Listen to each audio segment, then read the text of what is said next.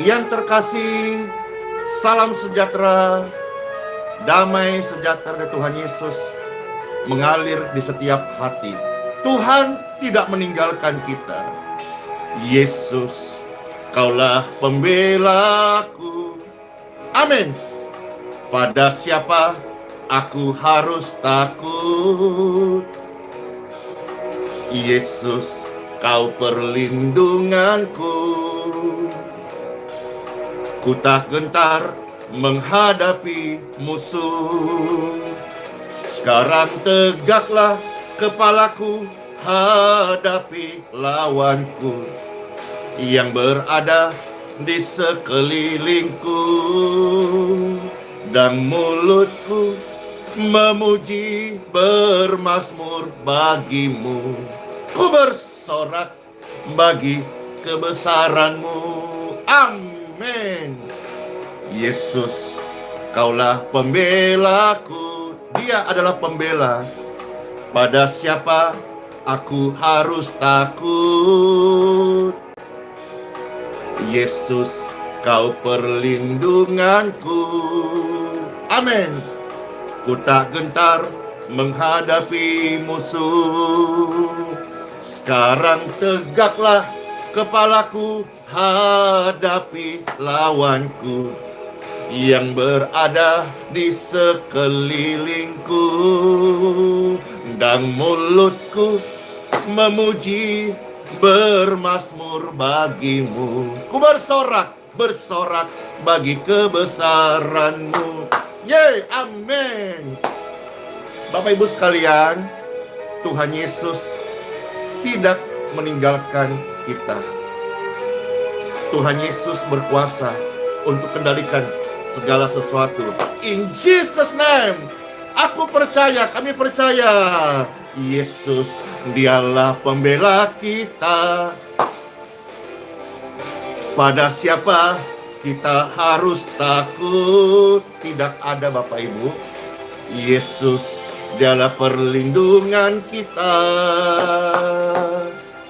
Ku tak gentar menghadapi hari esok. Sekarang tegaklah kepalaku, hadapi lawanku yang berada di sekelilingku, dan mulutku memuji bermazmur bagimu. Ku bersorak bagi kebesaran-Mu. Sekarang tegaklah kepalaku, hadapi lawanku yang berada di sekelilingku, dan mulutku memuji bermazmur bagimu. Bersorak bagi kebesaran-Mu. Sekarang tegaklah kepalaku, hadapi lawanku yang berada di sekelilingku, namun mulutku tetap memuji, tetap bermazmur bagimu. Ku bersorak bagi kebesaran-Mu. Bersorak, yes, bagi kebesaran-Mu. Aku bersorak bagi kebesaran Tuhan yang tidak pernah meninggalkan kita. Amin. Maka dari itu saya katakan segala perkara, yes, segala perkara dapat kita menangkan di dalam Tuhan Yesus Kristus. Amin. Segala perkara dapat kau tanggung di dalam Dia yang memberi kekuatan. Tuhan Yesus penolong dan sahabat. Selalu percaya Tuhan Yesus setia. Amin. Terima kasih Tuhan Yesus. Engkau sudah buktikan dan tunjukkan kasih setiamu dalam kehidupan kami. Penolong yang setia. penolong yang selalu setia memenuhi keperluanku. Tak pernah Dia tinggalkan, tak pernah Dia meninggalkanmu. Yesus tidak pernah gagal.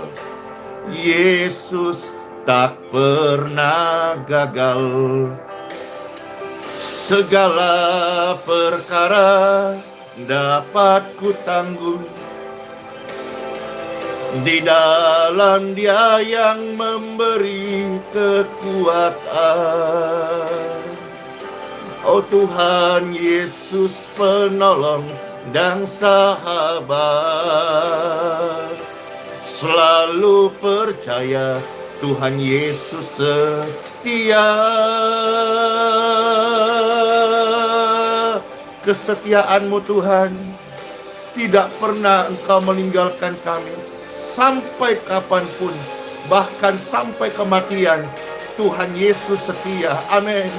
Segala perkara dapat ku tanggung di dalam Dia yang memberi kekuatan. Tuhan Yesus penolong dan sahabat, selalu percaya Tuhan Yesus setia. Selalu percaya Tuhan Yesus setia. Segala perkara, ingat, Tuhan Yesus bekerja. Yes, senang banget bisa menyaksikan, bisa memberitakan kesetiaan Tuhan Yesus bagi setiap Bapak Ibu sekalian yang terkasih. In Jesus' name. Amen. Yes. Amin. Yes, Tuhan Yesus luar biasa. Dalam suasana Paskah ini,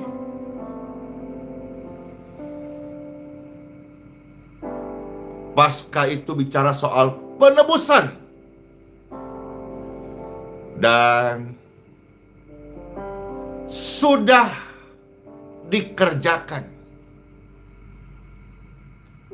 Dan Tuhan Yesus berkata, sudah selesai. Dia ucapkan tetelestai, yang artinya it finished, sudah selesai. Bapak Ibu sekalian, Tuhan Yesus tidak meninggalkan kita. Percayalah, Tuhan Yesus begitu mengasihi dunia.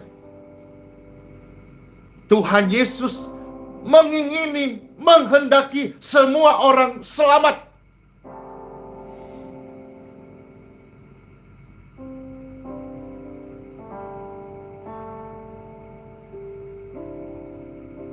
Pertanyaan besar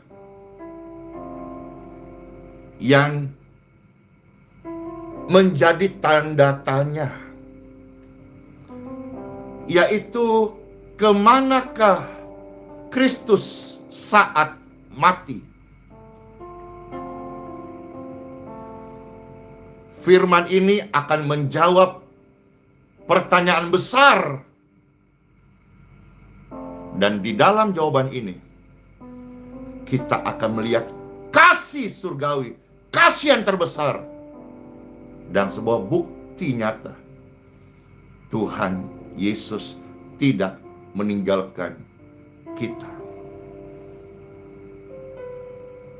Bahkan orang-orang yang meninggal sebelum salib Kristus 2000 tahun yang lalu, bukan hanya sejak zaman Musa, kitab Keluaran, bahkan mundur. Bukan sejak zaman Abraham, kitab Kejadian, tetapi setelah peristiwa Kain dan Habel, maka generasi berikutnya, Bible mencatat, zaman Nuh,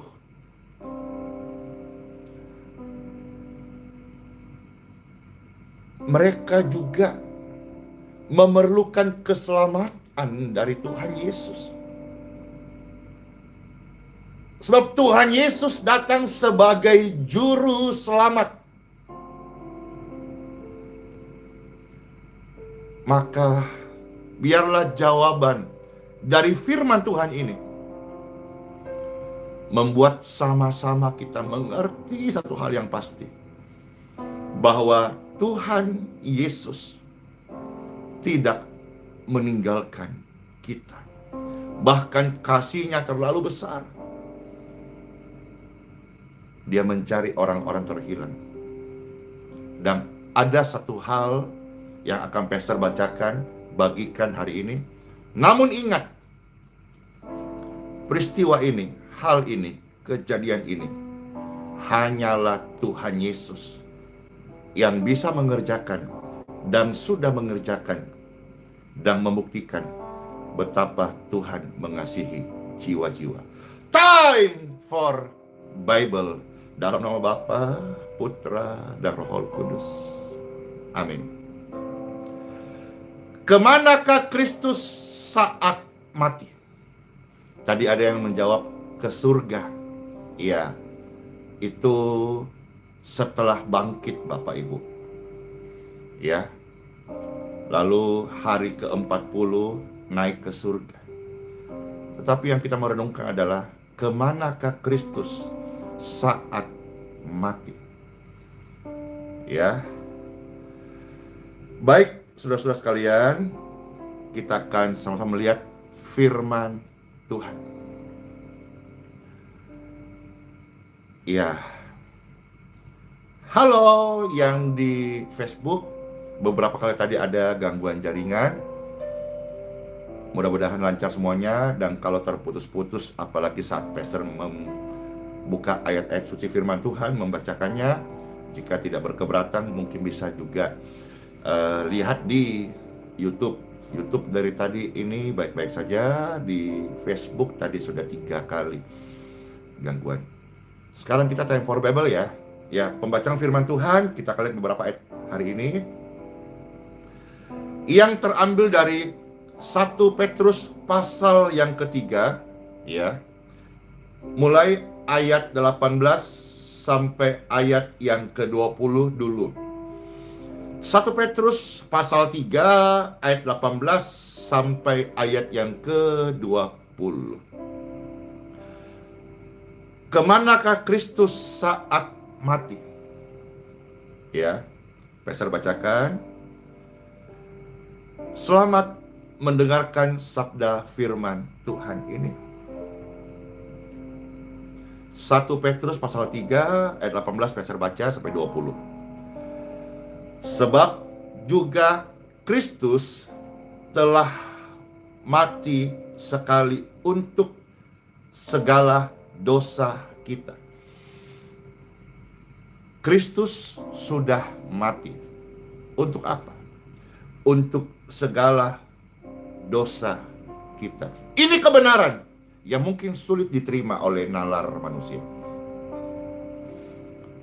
Tetapi ini fakta, dan ini sudah terjadi, dan ini berlaku. Sebab Kristus telah mati sekali untuk apa? Segala all sin. Segala dosa kita. Ia yang benar untuk orang-orang yang tidak benar. Jangan benci orang yang tidak benar. Karena Kristus sendiri mengasihi orang yang tidak benar.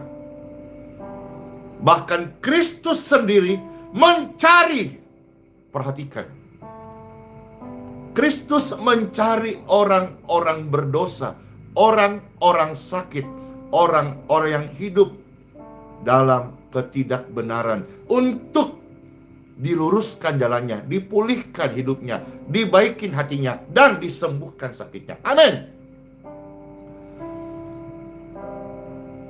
Supaya mereka itu, Bapak Ibu, datang kepada Bapa. Ingat, hanya satu-satunya jalan kebenaran dan hidup, yaitu Tuhan Yesus Kristus. Ini bicara soal Tuhan Yesus menjadi jembatan yang menyambung hubungan antara manusia yang berdosa dengan Bapa. Melalui kematian Kristus yang kita kenal sebagai peristiwa Paskah, Kristus menjembatani manusia yang berdosa, yang terpisah dari kasih Bapa, dipulihkan, diberikan akses menjadi orang benar, dibenarkan, dan diselamatkan. Termasuk orang-orang yang hari ini hidupnya masih bergeliman dosa. Dengarkan kabar baik ini. Yesus Kristus, jalan kebenaran dan hidup. Yesus Kristus mau mengampuni dosa-dosamu. Yesus Kristus mau menyembuhkan sakitmu. Oleh kasih-Nya, Dia mau menopang hidupmu, menguatkan engkau untuk engkau bangkit dan menggenapi rencana Kristus dalam kehidupan Bapak Ibu sekalian. Supaya Ia membawa kita kepada Bapa. Bahkan Ia, yaitu Tuhan Yesus, yang telah dibunuh dalam keadaannya sebagai manusia, tetapi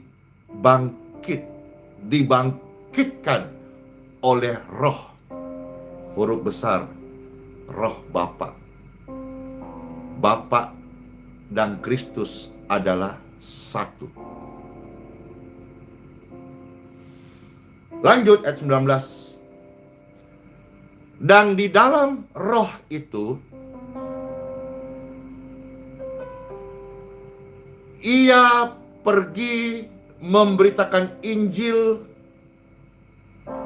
kepada siapa? Kepada siapa saat Kristus mati, Injil diberitakan. Dan di mana tempatnya Yesus Kristus beritakan Injil saat mati?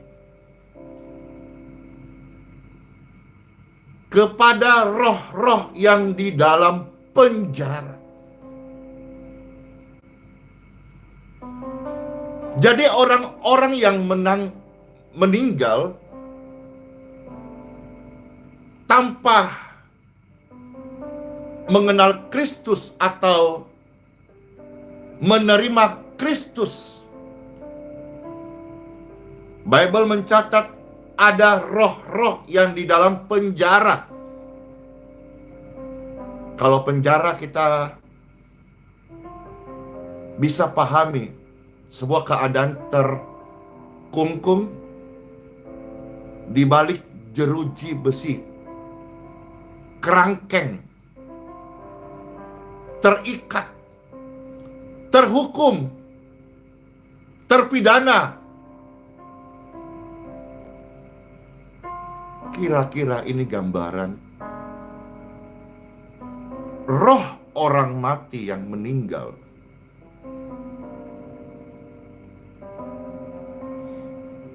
tanpa keselamatan. Di dalam roh itu Tuhan Yesus Kristus pergi memberitakan Injil. Injil adalah kabar baik. Injil adalah kabar keselamatan kepada roh-roh yang di dalam penjara.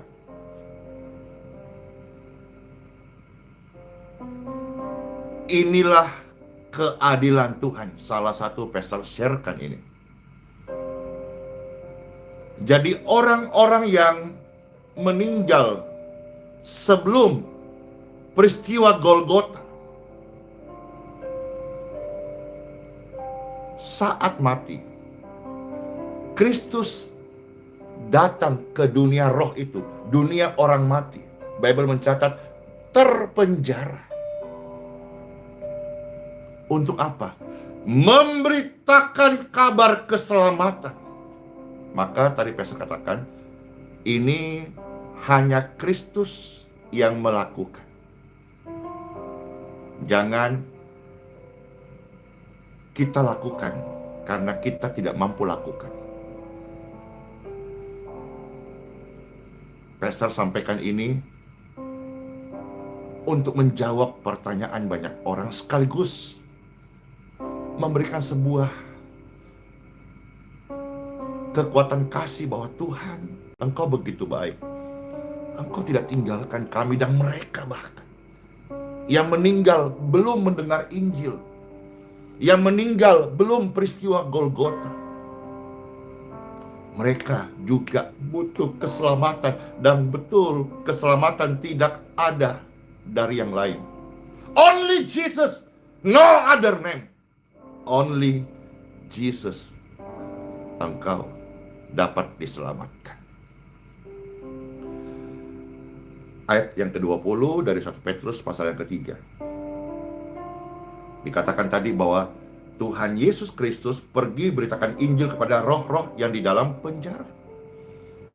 Ayat 20 ditegaskan kembali, yaitu kepada roh-roh mereka yang dahulu pada waktu Nuh tidak taat kepada Tuhan, kepada Elohim. Zaman Nuh, Bapak Ibu. Zaman Nuh ini dibuka mulai dari kitab Kejadian pasal yang ke-6.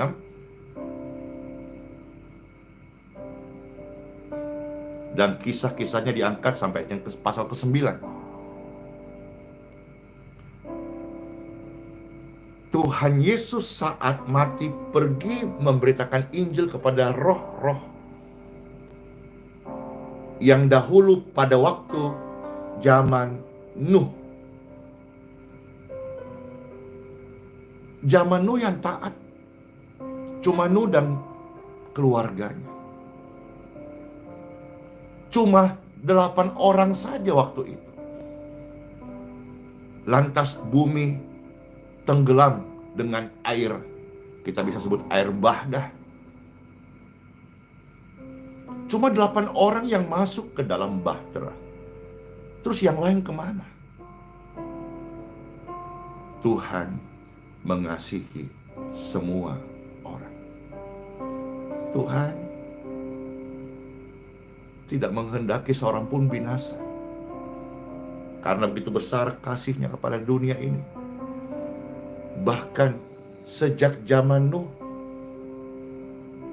orang-orang yang tidak percaya apa yang Tuhan firmankan lewat Nuh, sehingga mereka mati oleh air bah itu.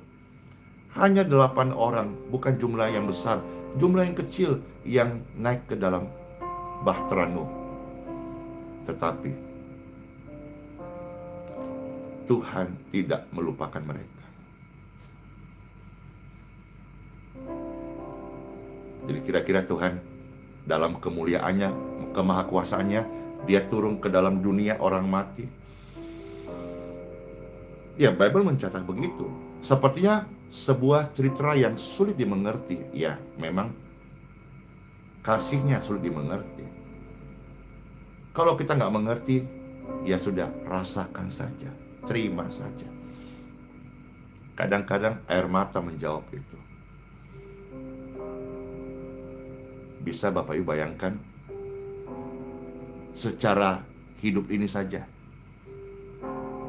ada orang yang dipenjara selama bertahun-tahun, bahkan berpuluh-puluh tahun. Tiba-tiba datang sang penguasa dan teriak di ujung daripada penjara-penjara itu, Bapak Ibu sekalian, apakah engkau mau bebas? Wah, kira-kira riuh gemuruh apa? Bagaimana terdengar di dalam penjara itu? Suasana haru bercampur sukacita akan terjadi. Kira-kira gambarannya, ketika Kristus mati, Kristus datang ke dunia orang mati dan beritakan hal ini. Bible mencatat Injil. Kristus memberitakan Injil kepada roh-roh yang di dalam penjara. Ingat Bapak Ibu, manusia ini sekarang tubuh, tapi manusia kekal itu adalah roh manusia, bukan tubuh. Tubuh ini selalu ingat, tubuh ini kefanaan. Roh itu kekekalan. Memang kita sekarang bicara soal roh yang sepertinya yang akan datang. Dan yang nampak ini adalah tubuh. Bisa matanya sayu, bisa kadang-kadang muncul jerawatnya, bisa kurus, bisa cabi-cabi, tergantung dong banyak makan atau kurang makan. Nah, apa yang nyata hari ini, suatu hari akan menjadi kenangan.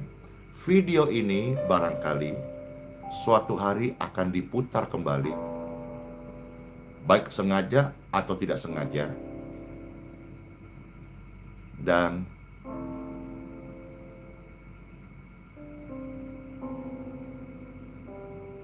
pastor sudah pulang ke surga. Dan kalau engkau dengar berita ini hari ini, di generasi manapun, di tahun berapapun, percayalah kepada Tuhan Yesus Kristus, maka engkau dan keluargamu pasti diselamatkan. Tuhan Yesus Kristus mengasihi semua manusia. Bahkan waktu mati, Tuhan Yesus memberitakan Injil ke roh-roh terpenjara. Apa yang kita lihat? Gambaran besar apa yang kelihatan? K-A-S-I-H, kasih. Kasih tidak pernah meninggalkan. Kasih tidak akan melupakan yang dikasihinya. Inilah Kristus. Inilah Yesus yang selama hidupku saya belajar melayaninya dengan rohku. Dan inilah kesaksianku bahwa saya orang berdosa. Saya punya banyak kelemahan. Tetapi Yesus Kristus sudah mati sekali untuk pengampunan segala dosaku. Dosamu, dosa manusia. Tuhan Yesus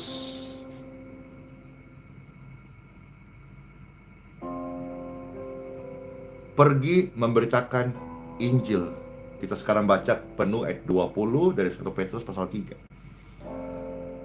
Kepada roh-roh yang dahulu pada waktu Nuh tidak taat kepada Tuhan Elohim Bapa. Ketika Bapa tetap menanti dengan sabar waktu Nuh sedang mempersiapkan bahteranya, di mana hanya sedikit, yaitu hanya 8 orang yang diselamatkan oleh air bah itu.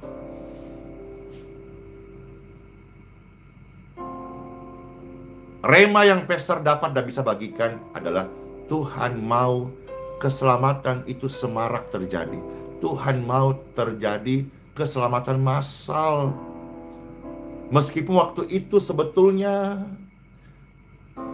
mereka masih mengeraskan hati. Tapi saya yakin deh, seseorang kalau sudah masuk penjara biasanya banyak hal dia belajar, termasuk kesombongannya akan ditekan. Dan kira-kira bayangkan, orang dalam penjara, datang penguasa berkata, siapa yang mau lepas? Siapa yang mau bebas? Jalannya hanya satu, percayalah akan berita Injil ini.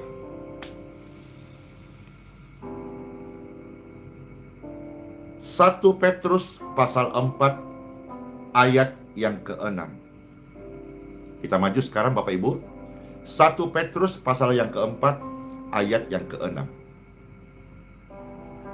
Itulah sebabnya maka Injil telah diberitakan juga kepada orang-orang mati. Sekali lagi pesan-pesan, hal ini hanya Kristus yang mengerjakan. Orang hidup, saudara-saudara saya, tidak boleh memberitakan Injil kepada orang yang sudah mati. Tuhan tidak kasih kita area sana. Tuhan tidak kasih kita otoritas untuk menginjili orang mati. Tetapi Tuhan kasih otoritas kita untuk melayani orang hidup, supaya mereka ikut Tuhan Yesus. Yang mati urusannya dengan Tuhan Yesus. Jadi jangan saudara-saudara, lantas setelah khotbah ini Bapak Ibu lakukan ini. Ini hanya sebuah gambaran besar. KASIH, kasih. Kasih Kristus tidak meninggalkan jiwa-jiwa. Itulah sebabnya maka Injil telah diberitakan juga kepada orang-orang mati. Oleh apa? Oleh Kristus. Supaya mereka sama seperti manusia, dihakimi secara badani, tetapi oleh Roh dapat hidup menurut kehendak Bapa. Satu ayat lagi ya, ini closing. Lukas 19 ayat yang ke-10. Lukas 19 ayat yang ke-10. Sebab Anak Manusia datang untuk mencari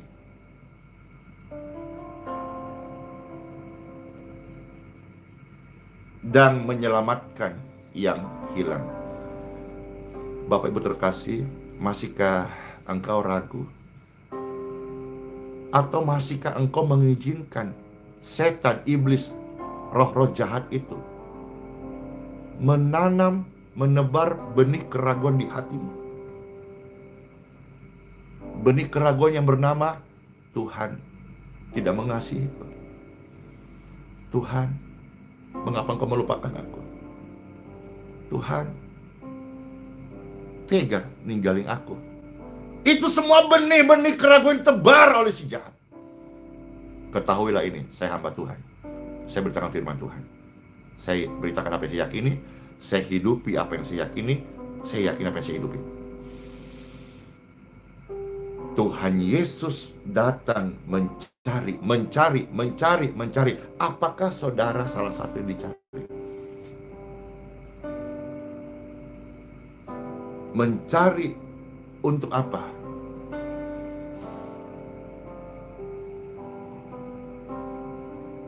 Yohanes pasal 3 ayat 16-17. Karena begitu besar kasih Bapa akan dunia ini, sehingga Bapa telah mengaruniakan putranya yang tunggal, supaya setiap orang yang percaya kepadanya tidak binasa, melainkan beroleh hidup yang kekal. Ayat 17. Dan Tuhan Yesus datang tidak untuk menghakimi dunia, melainkan untuk menyelamatkan.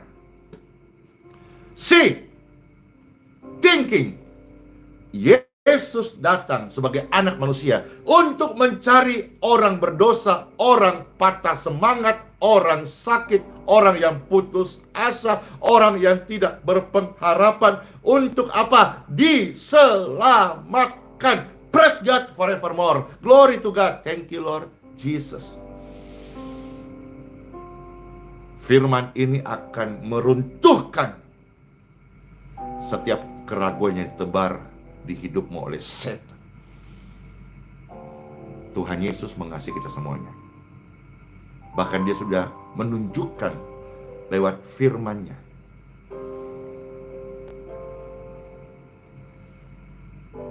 Orang-orang yang di dalam penjara sejak zaman Nuh, mereka meninggal sebelum peristiwa Golgota, pasca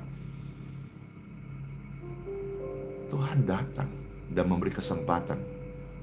Injil itu menyelamatkan. Injil itu bukan penghakiman.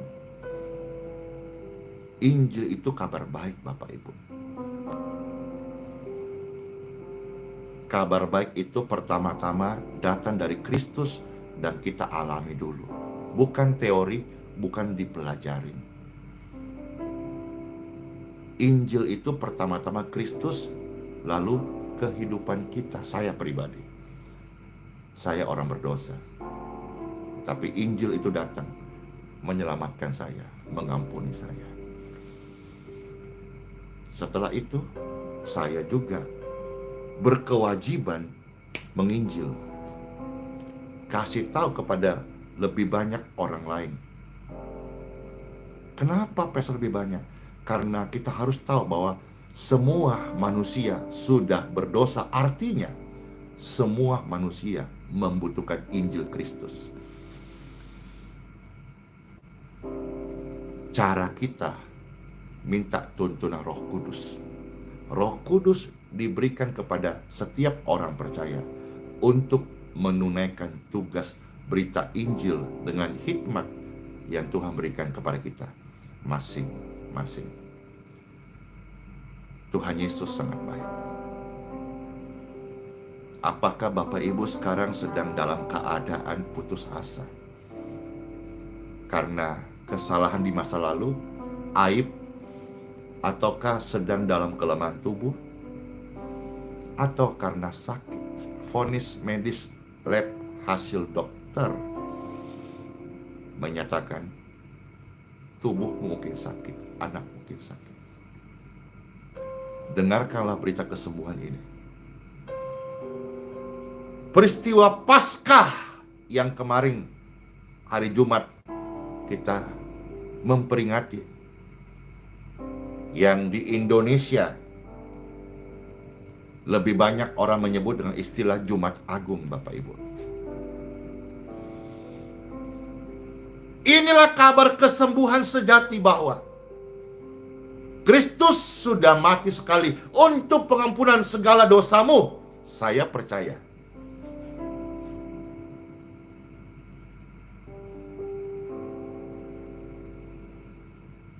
Dosa bisa membuat sakit.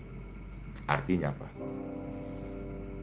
Ketika kita percaya, kita meyakini, kita menghidupi, kita mengucapkan, kita akan melihat hidup kita diubahkan. Karena penyakit juga bisa datang karena dosa.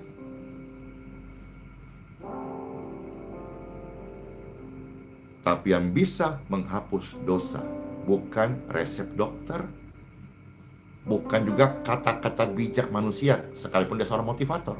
Bukan. Yang bisa menghapus dosa adalah Tuhan Yesus Kristus. Maka datanglah bukan kepada Pastor Andi, juga bukan kepada manusia, siapapun dia, tetapi berbondong-bondong, berlaksa-laksa. Hai dunia, datanglah kepada Tuhan Yesus Kristus, karena dialah yang sudah menghapuskan dosa manusia. Let's pray. Tuhan, terima kasih. Sungguh besar anugerah-Mu. Sungguh besar kasih-Mu. Engkau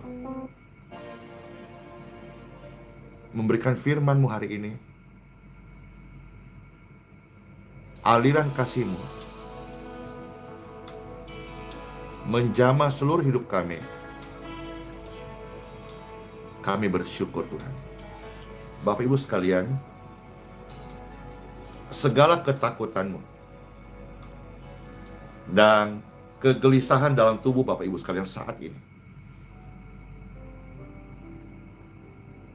Saya ulang sekali lagi. Segala kekhawatiran dan kegelisahan yang ada di hidupmu sekarang, saya perintahkan in Jesus name, go out and be peace. Yesus adalah the King of Peace. Dia menyembuhkan sakit penyakit karena kasih. Sekarang berdirilah teguh dan hiduplah bersama kasih-Nya. Tuhan sangat baik. Kasih-Nya begitu besar, kita tidak dapat membalasnya. Sungguh mulia, sungguh berharga. Terima kasih Tuhan Yesus atas apa yang kami terima hari ini. Sungguh besar pengorbananmu bagiku, terlalu dalam untuk dimengerti. Sungguh besar, sungguh indah yang kau pikirkan tentangku, tak terselami bagiku. Sungguh indah. Betapa indahnya hidup di dalam Yesus. Kebaikannya selalu menyertai langkah kita. Kemanakah aku dapat pergi menjauhi roh-Mu yang suci? Kau sahabat dan kau dekat, dan kau dekat. Amin. Amin. Amin.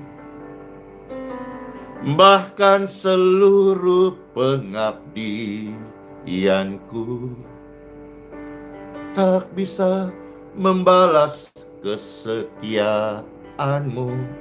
Sungguh mulia dan berharga.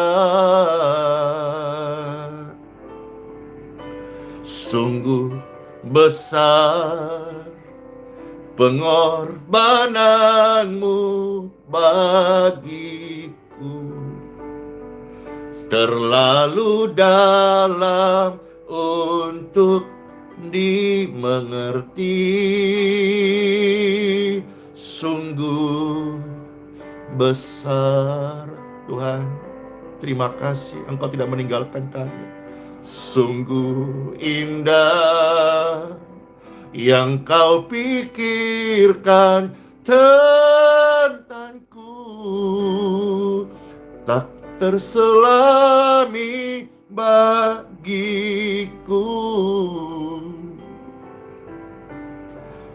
Sungguh indah, sungguh indah, sungguh indah, sungguh indah. Bapak Ibu sekalian, besok hari Minggu datanglah ke gereja, di mana kalau gereja Bapak Ibu sudah memperbolehkan tatap muka dengan protokol kesehatan,